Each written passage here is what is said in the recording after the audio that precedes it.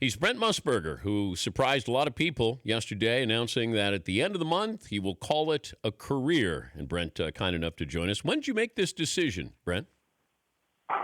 About 48 hours ago. Really? How are you, Mr. Patrick? Good. Good. You know, I might have thought of I might have thought about stepping into a new role maybe 77 years ago. You know, you never know, Dan. I can't put a date on something. The timing seemed right. Listen, who do you like in the Super Bowl? New England or Atlanta? What are you going to go with now? You're going to go Atlanta and the under? Well, I'm looking. The only action that's happening offshore, it's kind of interesting. There hasn't been much. You should tell your guys and everybody, there hasn't been much action yet. The 3 is kind of a number that everybody kind of sits on. Yeah. And obviously, if it inches to 3.5, Patriots by 3.5. Let's make that quite clear. There will be money. We'll pound in on Atlanta. Once we refer to that as the hook. The only action that I can see actually is that New England's been bet to score more than 30.5. That's gone to minus 125 offshore. Normally, of course, some of the folks who don't pay attention to those kind of numbers is normally minus 110 to win $100. But it's very quiet so far, Dan. Last year, everybody at this time had jumped on the Carolina Panthers bandwagon, and Denver money came pouring in late before the Super Bowl. But this one, it's quiet. Now, obviously, there's an enormous respect for Mr. Belichick in the extra week. I mean, he's the best of the coaches. We all get that. But there's also people out there that are saying, beware this Atlanta Falcons team. They're capable of scoring a lot of points. You've been around them. I mean, you and the guys have talked about certainly New England. I mean, they're one of your featured attractions on Sunday night. So it's going to be kind of interesting. So I guess, Joe Namath down here, the Super Bowl. It just seemed right, Dan, to move on down the road, and because we've talked about this. Hey, you know what we got to do though? When did Keith Olbermann become this progressive that out there leading the banner? I mean, I think I was looking for Musburger on Google last night. I had enough Irish whiskey that I hit the O button, and I looked at Olbermann. He's calling for the president to resign. We're a weekend. Well, what's going on with my guy? I mean, come on. I mean, he's the baseball guy. I want to know how many games the Cubs are going to win next year, and he's out there calling for Mr. Trump to resign. Well, when did this happen? You worked with Keith a lot. Come on, man. We never spoke about politics in all of the years we were together, including the 5.5 years at the mothership. We did not discuss politics one time. The only political moment we had is he gave me a book on Winston Churchill, The Last Lion, and that was it. Other than that, we did not discuss politics. But yeah. But you got free time on your hand, Brent. Give Keith a call. I'm sure that you guys could, find out exactly what's going on here. Yeah, it's interesting that you say that. And I'm fascinated to hear that he was not politically inclined. We all know that he's a deep thinker, especially about baseball. Okay, and you should get off that soapbox of his and get back to where we enjoy him. I'd love to listen to him talk baseball and things like that. And that's fascinating to me that you never got into a political conversation with him about. But go ahead. I diverted your attention there for a second. Okay, I was going to ask you, how important is gambling to you? Because when you would call a game, there would be a veiled reference occasionally with an over-under. Now you're going to go to Vegas and you're going to actually do this for a living. But when you were broadcasting, how important did you have money on every game that you broadcast? No, Dan, that's a very good question. And I stopped putting even a nickel on any game I bought. I'm going to tell you a story way, way back, and we're talking back in the 70s now. Last time I ever bet on a game I broadcast, Tony Berner, legendary Tony Berner. He was the first director I know of working an Army-Navy game who brought back a play after it had been run in that game, and thus the advent of instant replay. And Tony Berner. Well, anyway, Tony was in the truck. We were doing the NBA game. It was Portland the Lakers, and Tony and I had a bet. It was not with a bookie, but it was man to man. And the youngster's name, I'll never forget, was Johnny Newman. and he was a gunner who came down, and I had the Lakers at about 3.5. They were up in Portland, and he came down and gunned one from way outside. It was ridiculous, okay? And Portland got the rebound, came back down, covered the number, and I remember jumping on Newman. And when it was all over, and I had to buy Tony dinner that night, that's what we bet. And I went back to the hotel. I said, that was crazy. I had no business jumping on that kid. It was a ridiculous shot, and I never bet. A lot of people think I did, but here's what I do think. I do think it's important to know what it is. Our buddy Al Michaels, he's always aware, and if he's not, George Hill, stats guy for both of us through the decades, he'll hand Al a slip of paper or remind him in commercial what the over/under might be. And I do think that people are interested in that. I do think it's a very, very big part of the growth of the National Football League. Now, listen, I get it. The integrity of the game and the sport, that's the most important thing, okay? And with what the pros are paid these days in football, basketball, baseball, I don't worry too much about that because I know how much it would take to try and bend somebody to try to fix the game at the time. Colleges, you got to keep a little bit closer eye on because those kids don't get any money. So listen. It's not the most important thing. Anybody listening who thinks it is, to me, no, it's not. But it is a frame of reference, and it is something to know and something to keep in the back of your mind. I think when you go into a game, we start out joking about the Super Bowl, and it is something worth watching. And sometimes when the game is all over and done, as Al certainly has done through the years, the over/under number becomes important to the players who watch it. I just think there are coaches who will tell you they don't know, but they do know because they want to know, what do these guys know that I might not know? But you're going to Vegas now to do. You're going to do a family business here. Are you going to give picks? No, that's the one thing. Let me make this perfectly clear. Okay. Here's my thing.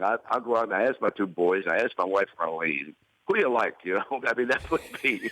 I am not the world's greatest handicapper, and anybody can have my picks free. I mean, I'd be glad to tell them at any time. I wouldn't sell anything because you go broke betting on my picks. I mean, I'm no better than anybody. I'm more of a recreational bettor, Dan, and I'm not a professional. I'm not going in as under that guy's whatsoever. Love to talk about it. Love to talk about why the Patriots are favored. I am more interested in when the bookmakers move to 3.5, go to 4. If you go to 7, you go to 10, you go to key numbers in that world. I'm interested in why. Is the money showing some way, or do you think this team is so much better? Or how do you try to get people to come back the other way? I'm more interested in the business of gambling on sports than I am the actual handicapping, because there are many people listening to you and I right now, watching you. They're better handicappers than I am. I'm not any genius. I'm not bringing any special tools to this particular trade, but I'm interested in the business, and the business includes billions of dollars that are bet every year on the various sports. Some of it onshore legally, certainly in Nevada, and a lot of it offshore. And with Mr. Trump in the presidency, I do believe that there is a chance that it will become legal in more states than just Nevada. I do believe that the business has a growth to it, and now with the Raiders apparently headed for Las Vegas, they need 24 votes from the owners, and National Hockey League is already in there. I'm sure the NBA is thinking about it. I doubt that Major League Baseball would ever come to Las Vegas, but the growth opportunities out there, and they're built around sports, to me are intriguing and fascinating. Can we take a break and come back and talk a little bit about the career? Can we look back on the career, open up the scrapbook just a little bit? Yeah, sure. Why not? Are you okay with that? Yeah, go ahead. I'll hang around. I'm drinking a coffee, What was the over/under on Irish whiskey last night, Brent? I went over last. Trust me, I went over.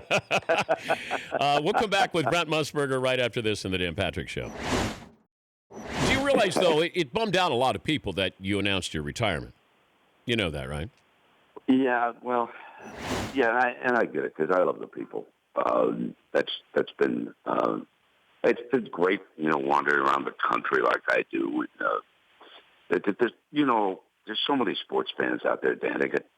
They get their teams and they love the voice. We're familiar with so many people because our voices come in. And when I made the announcement, your producer was one of the first to call me, and I knew that you and Rich Eisen would be two people I would talk to on before today, this afternoon. And it was interesting when I mentioned you to somebody, and he said, I love watching those guys on Sunday night. Tony.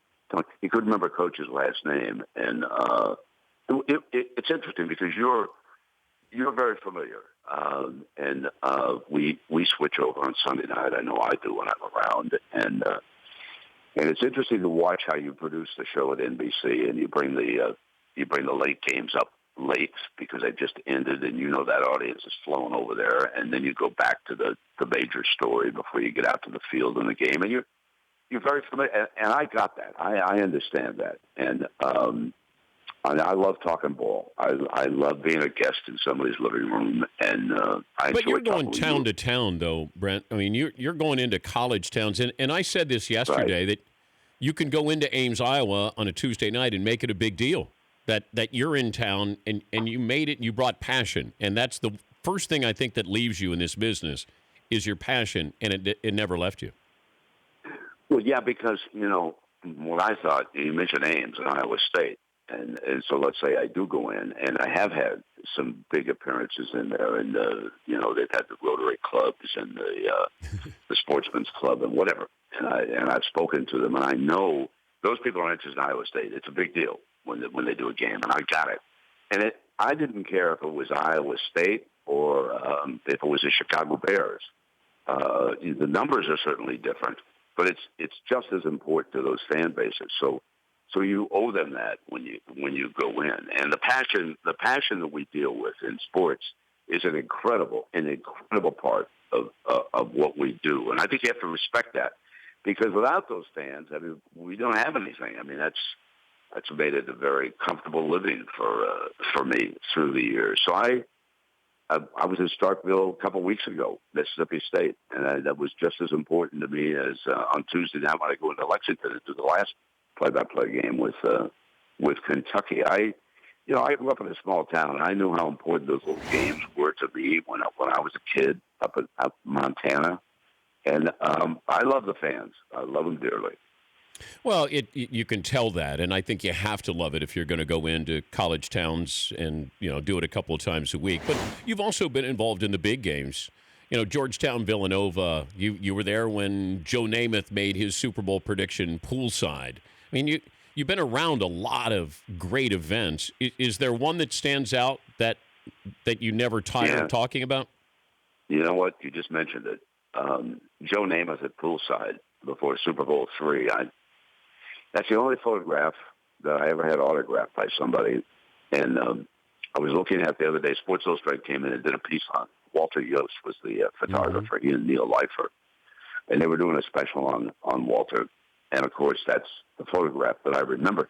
Okay, my ego, I'm in the thing sitting around Joe at poolside. But if you look at the rest of it and you think about it, what that photograph means, first of all, you've got Joe with that great, great engaging smile. And he's never lost it. He's here in Jupiter, Florida. He's so nice to people. He used to play here at the Loxahatchee Club and ride his daughters around in a golf cart. And you look at that smile, and there's a lady, in fact, there's two ladies in behind him in that chaise lounge.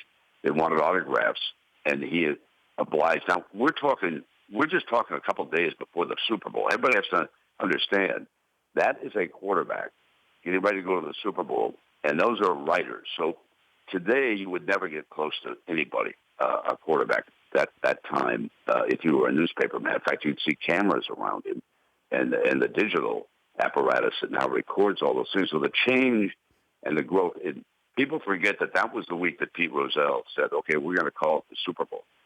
It had been the NFL, AFL championship game for the first couple of bowls that I had covered as a writer. I had moved to radio and was transitioning then. And Ed Ingles is kind of cropped off in the back of legendary New York radio guy standing there with a recorder. And Joe gave him an interview. You got Cy Burek from Dayton with the newspaper over his head because of the sun, and next to him Chuck Heaton from Cleveland, and then you got Ray Sons next to me in the cardigan sweater from the Sun Times. And you got Jerry Green from Detroit right off to his left. That the picture means so much to me because of what the Super Bowl has become. And the fact that then Arlene and I went to the country club, she, my wife, and we went out to dinner that night. We heard Joe guarantee it. And when I tell people this, they're quite surprised by it. It was more matter of fact than it was braggadocio. It wasn't Joe up there saying, I guarantee you we're going to beat the Baltimore Colts. No, he just said, I guarantee it. And off we went. So that photo means a lot to me. All right, well, stay out of trouble and, stay in touch, all right? Can you do that, Brent? I will for you, my friend. You know that. Anytime. Thanks, Danny. Thank you, Brent. That's Brent Musburger. The Dan Patrick Show, weekday mornings on Audience.